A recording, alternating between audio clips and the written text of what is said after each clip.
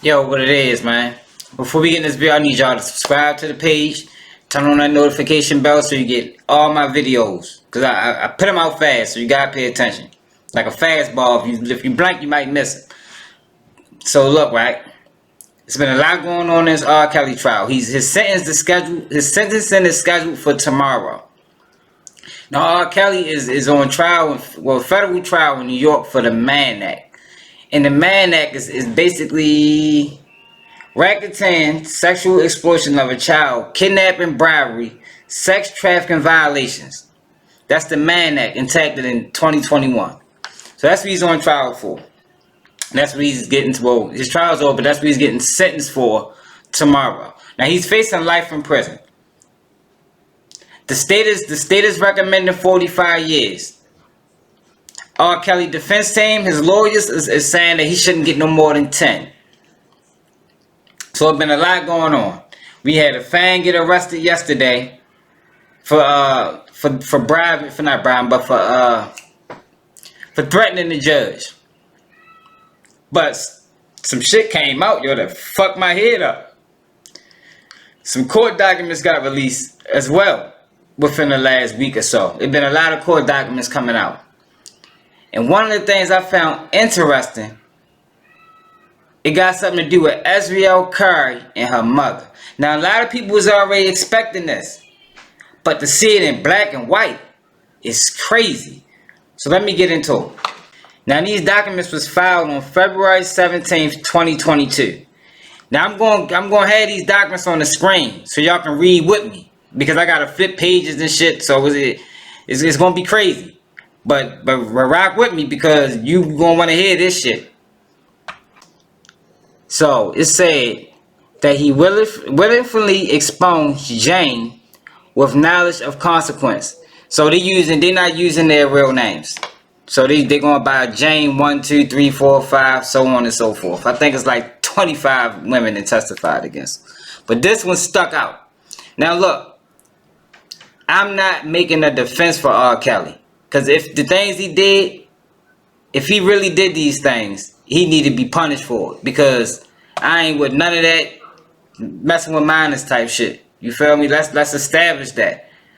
But the reason for this video is because I think there's some more people that should be in trouble. So let me get back into it.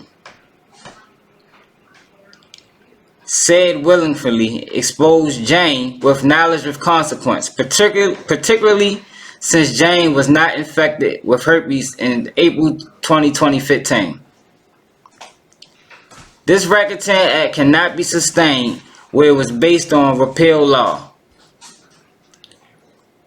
was rewritten and factually unconstitutional in any event. Racketeering Act 8B. Alright, look, let me skip down to the good part.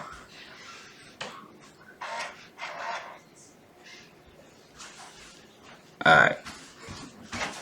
Although defense counsel did not make much use of it, government's exhibit 233 offers powerful evidence showing that defendant had no reason to induce, persuade, entice, or coerce Jane into going to California with him. Text messages introduced by the government showed that Jane, with the guidance of her mother, enticed defendant, who reasonably believed Jane was 18 years old, to bring her to California. In short, when Jane traveled to meet defendant in California April through May, she required no enticement, persuasion, or encouragement of any kind. So I would expect that the defense released these documents. On April 11, 2015, Jane attended one of defendant's concerts in Orlando, Florida. After the show, someone provided Jane with defendant's phone number, and section that's evidence R775. Jane attempted to text the number on the phone and gave the paper to her mother. Although Jane did not reach defendant, Jane's mother began texting the defendant, posing as her 17-year-old daughter. Evidence R778 779. I ain't gonna keep reading the dashes. Y'all know what it is right now. This evidence markers. Jane eventually communicated directly with him, defendant via FaceTime, and told the defendant she was 18 years of age. On April 20, 2015, Jane's mother, still posing as Jane, initiated text messages with defendant and arranged for Jane to meet the defendant at the hotel in Orlando. Government Exhibit 233 shows that Jane and her mother knew from the start that defendant was interested in Jane sexually, believing she was of legal consenting age. Before Jane's first meeting with defendant, Jane's mother texted Jane stating, "This man trying to screw, but I'm trying to make it business. He knows you're a singer, but he ain't playing. He want to blank the night." Despite that, Jane and her mother were all noticed that defendant was interested in Jane sexually. Jane's mother encouraged Jane to meet defendant. She told Jane to keep defendant's curiosity pegged and advised her about what she should wear to effectively entice him. During her in-court testimony, Jane testified that she went to meet defendant solely to audition for him, but was contemporaneously text messages revealed that Jane was more interested in defendant for personal and romantic reasons. Jane texted her mother, "Ooh, he's so fine." When Jane's mother told her to be ready to sing something, Jane said, suggesting that she did not actually want to audition for the defendant. Jane's mother encouraged Jane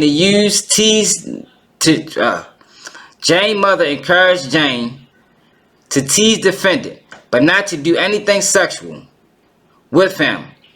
He would then lose interest in her. Believing that he was speaking to an 18-year-old Jane, defendant texted Jane's mother that he was staying on the tour bus, but was going to get a hotel room for their privacy. Jane's mother then shared these messages. Yo, this shit crazy. Hold up.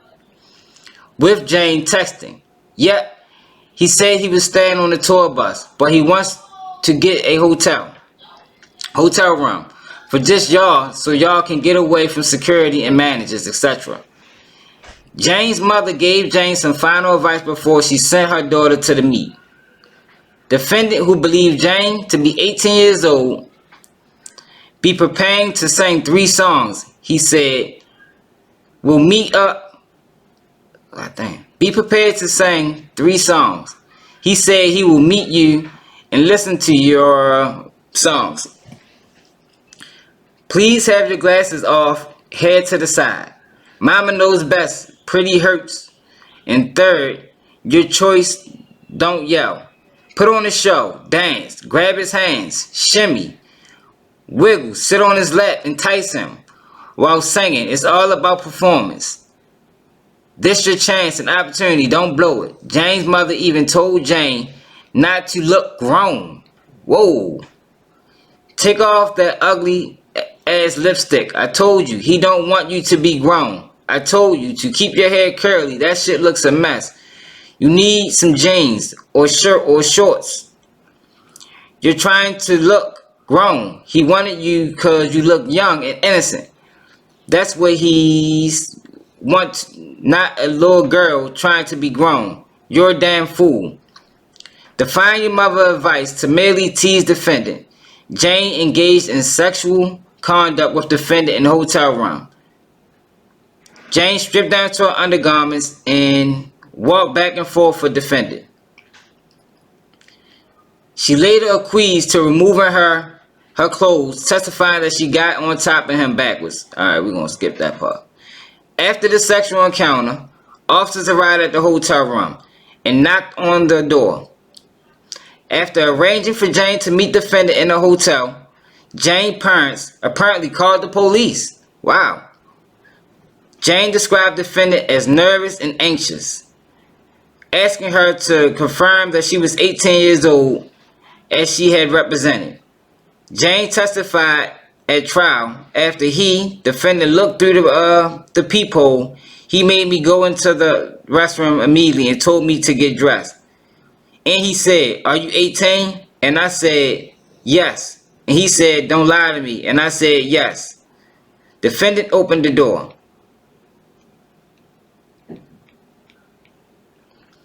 And the police checked Jane's identification to confirm her age before leaving. Defendant was present when police officers checked Jane's identification. Rather than calling it a night, Jane again removed her clothes and got on top of defendant.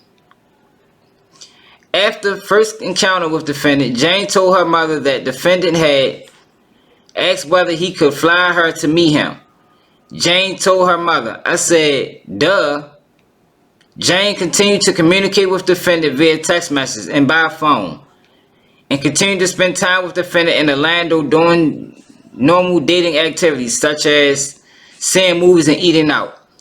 At one point, Jane's mother got frustrated with Jane for not prioritizing her music with defendant. On April 23, 2015, Jane's mother texted her, "You need to let him hear your songs. Let him see your videos. You're trying to date the man. You need to let him see your shit." Jane's mother also continued to encourage Jane's relationship with defendant, telling her to be a little feisty, stating he married Aaliyah because she was feisty. She didn't let him run over her. "You need to be different than the rest." Later that evening, Jane's mother texted Jane, "You are silly. That man ain't trying to do nothing with you musically. He wants to blank you, period, because he like young girls." Jane reassured her mother that the defendant was willing to look at her performance and was patiently waiting to look at some of her videos that her mother had emailed her. On April 24, 2015, after the defendant had left Orlando, Jane's mother instructed Jane, "You better be texting him so you will stay on his mind." Later that day, Jane texted her mother about flying out to see defendant in California. "Jane, I talked to R. Kelly." Yo, what the fuck is that? If this is not entrapment with her case, I don't know what is. How is the mother not getting in trouble for this? Because it sounds like to me, I don't know how y'all interpret it, but it sounds like to me that she set this man up. She willingly gave her daughter to him to pursue a music career. And then once things got too personal for her liking, she tried to ruin him. Because if you can remember, this the same mother who was all over the news talking about she can't get her daughter back. And then the daughter did an interview with Gayle King basically saying this. But after the money ran out, she retracted her statement and said she made it all up. But this is court documents. This shit is real. Now I'm not here defending R. Kelly, because it's a fucking mountain of allegations against him. But with this particular situation and with this woman, her and her father, because he had to know this was going on, they should be facing some type of allegations, man. And it's fucked up that they ain't. It's messed up that they can put this man in this type of situation because he was an easy catch. He already had a problem mentally. So they just preyed on the fact that he got issues. And then basically set him up. She sent her daughter to the hotel, knowing they was going to be at the hotel, and then called the police on him because she knew her daughter was underage. But R. Kelly didn't know this. How y'all feel about this shit, man? Look, his sentence is set for tomorrow. He facing life in prison. He still got charges to face in Chicago. So I doubt if he get out. But it need to be a campaign ran to get the mother and the father of Ezriel Clary put behind bars. And let me know in the comments. Keep it G Blogger. Like I said, I'm going to be 100% real and authentic. I'm making real look cool again, and I'm out. Hey, Baltimore, Baltimore, bitch, I'm rapping Baltimore. Young street nigga, dope boy, I come from Baltimore. Baltimore, Baltimore, young niggas be shining on them dirt bikes, we be